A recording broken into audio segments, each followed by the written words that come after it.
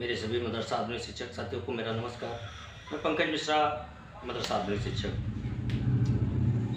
दोस्तों, जैसा कि आप लोग जानते हैं कि मैंने आज के 3-4 दिन पहले एक वीडियो संदेश डाला था। उस वीडियो संदेश को लेकर के हमारे कुछ शिक्षक साथी बहुत सा कमेंट कर रहे हैं। कोई राजगुरु जी हैं,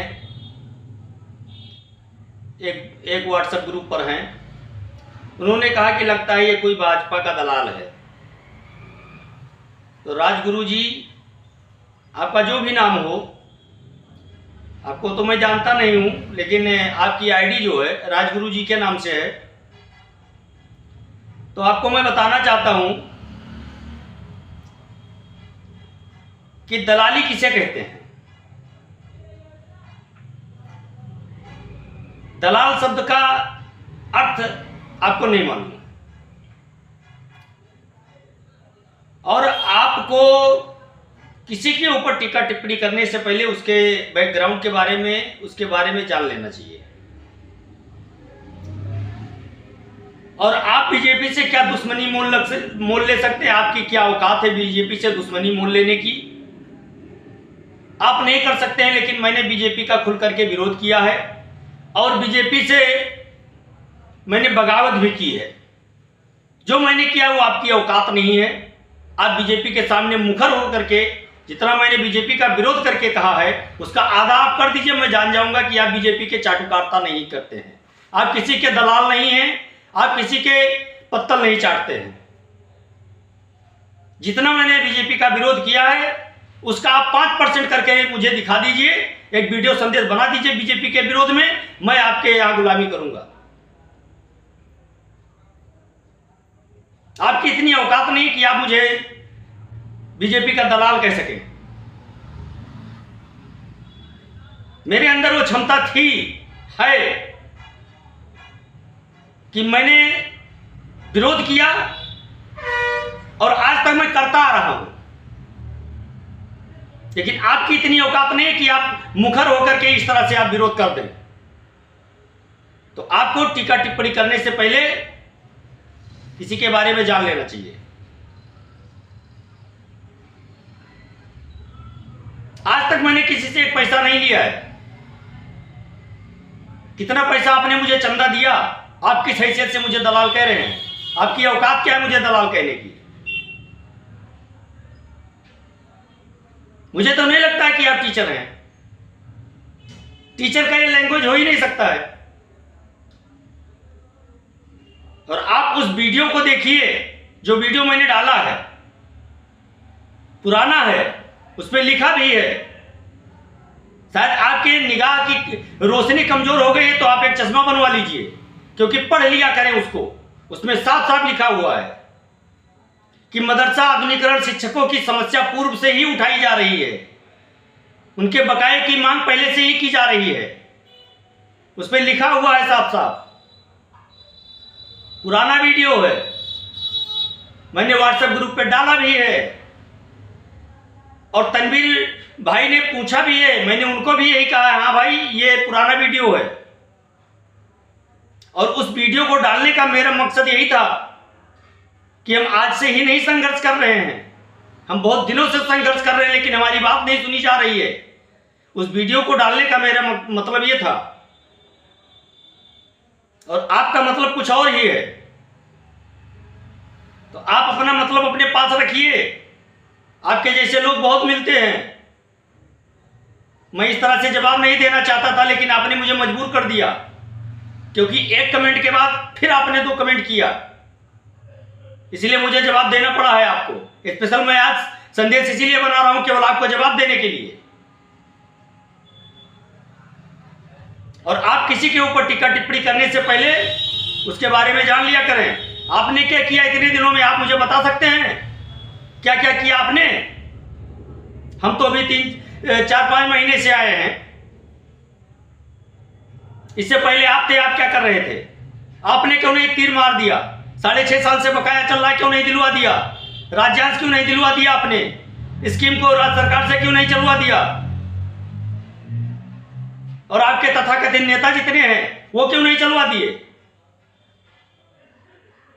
चाटुकारिता करते हो, नेतागिरी करते हो, दलाली मक्कारी करते हो। उसके बाद में शिक्षकों का शोषण किया अभी तक आप लोगों ने, और अब शिक्षक चंदा नहीं दे रहे तो आप बौखला गए एकदम।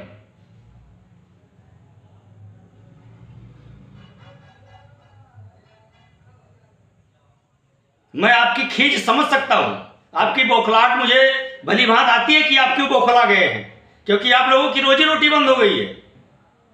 जो शिक्षकों से आप लोग चंदा लेते थे, शोषण करते थे उनका, वो बंद हो गया है आप लोगों का, इसलिए आपकी बौखलाहट साफ दिखाई दे रही है।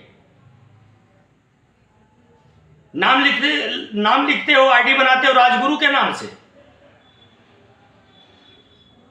और शब्द का चयन करते हो एकदम निचले स्तर का। अभी तक मैं वीडियो संदेश नहीं बना रहा था, मैं फील्ड में नहीं था। आप थे, आप क्यों नहीं करवा लिए भाई? आपको करवा लेना चाहिए था। आप अगर बीजेपी के दलाल नहीं हैं तो आप कांग्रेस के दलाल थे, सपा के दलाल थे, उनसे करवा लेना चाहिए था आपको। बसपा के दलाल थे, किसी से करवा लेना चाहिए था, क्योंकि इन सबकी सरकार आकर चली गई।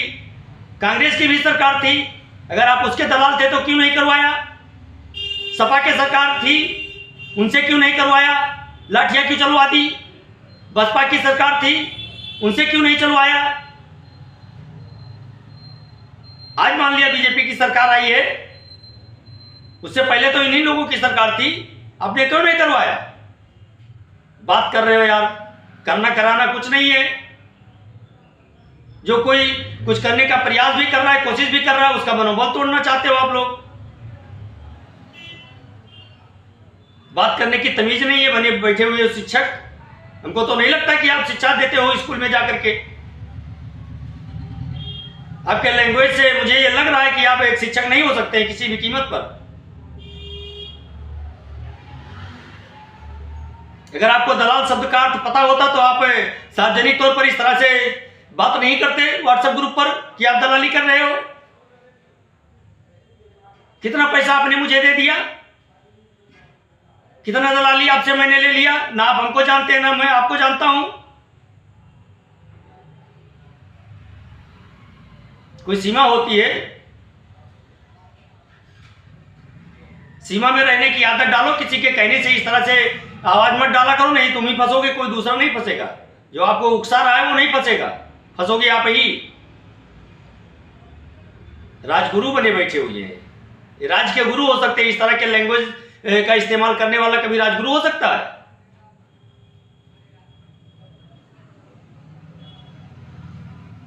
मैं आपसे और नीचे स्तर से मैं आपसे पेश आ सकता था, लेकिन मेरी एक मर्यादा है। मेरे संस्कार इस तरह के नहीं है। किसी को दलाल कहना, मक्कार कहना, ये मेरा संस्कार नहीं है। आपका संस्कार बता रहा है कि आप किस स्तर के आदमी हैं।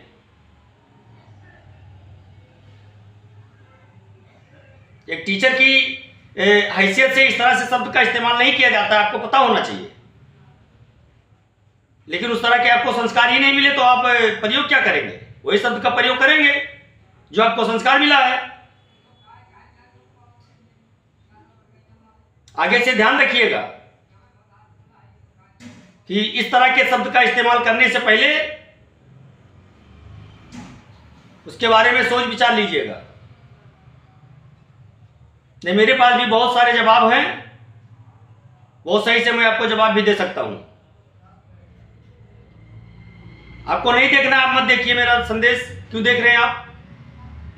हमारे बहुत से शिक्षक साथी हैं, आप मत देखिए।